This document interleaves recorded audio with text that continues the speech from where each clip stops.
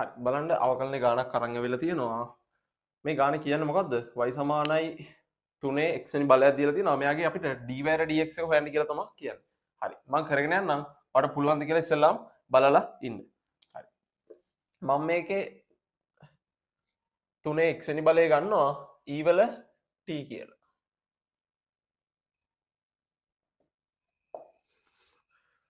මම දැන් මෙයාගේ දෙපැත්තටම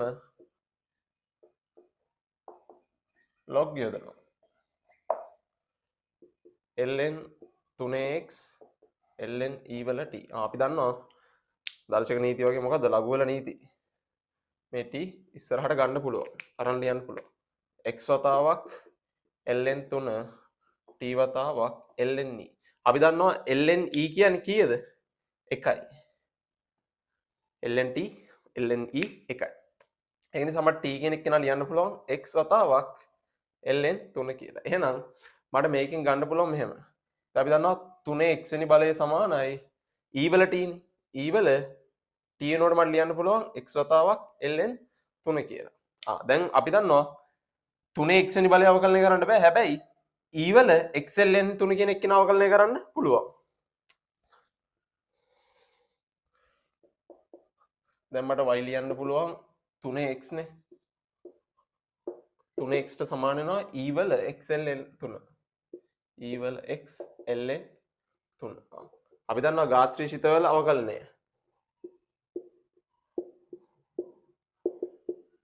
ඕගනි සූත්‍රය. මෙතන වෙනසක් තියෙනවා. x වෙනකොට මොකද්ද? එයාගේ ශ්‍රිතයක් තියෙන්නේ. එහෙනම් අපි කරන්නේ ඒ ශ්‍රිතය කැපිටල් x කියලා අරගෙන අවකලනය කරනවා.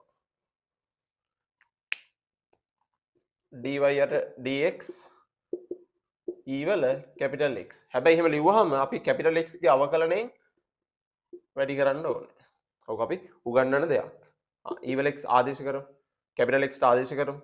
e වල x ln 3 වෙනවා. එහෙනම් මෙතන මොකද කැපිටල් x ගේ අවකලනය. කැපිටල් x ගේ අවකලනය කියන්නේ ln 3 කියන්නේ නියතයිනේ. එහෙනම් x විතරයි තියෙන්නේ. එහෙනම් ln 3. එහෙනම් මට ලියන්න පුළුවන් ln 3 වතාවක් e වල x ln 3. එයා තමයි dy dx කියන්නේ. හරි. බලන්න දාගන්න.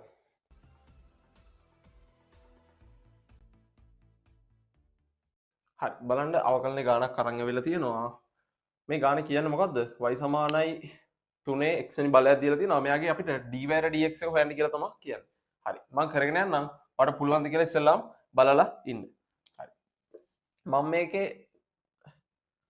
3 x වෙනි බලය ගන්නවා e වල t කියලා.